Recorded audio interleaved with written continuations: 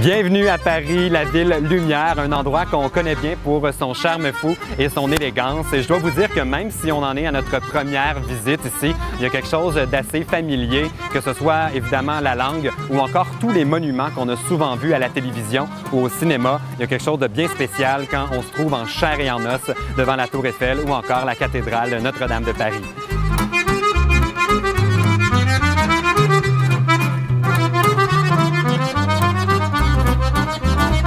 On ne peut pas compléter une visite de Paris sans aller faire un tour au sommet de la Tour Eiffel, mais c'est exactement ce que je m'en vais faire.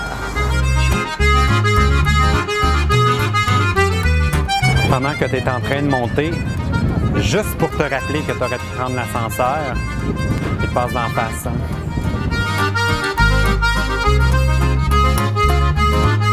C'est pas parce que j'ai chialé tout le long en montant que j'ai déclaré forfait. Je viens d'apprendre qu'à partir du deuxième niveau, on doit s'acheter un billet et prendre l'ascenseur. On peut plus prendre l'escalier et que c'est dommage.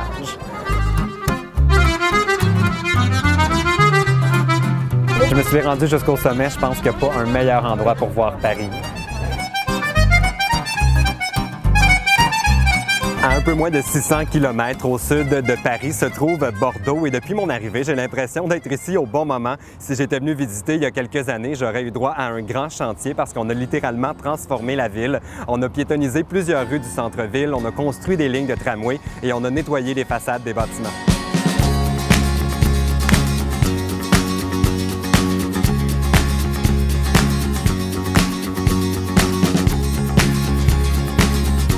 Je suis chez Max Bordeaux et ici c'est le fun parce qu'on peut goûter à plusieurs sortes de vins. C'est super simple, on s'achète une carte, on met de l'argent dessus et on choisit la bouteille à laquelle on a envie de goûter.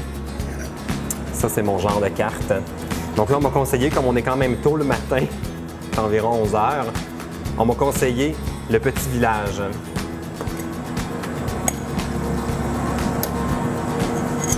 Pas plus compliqué que ça. Santé!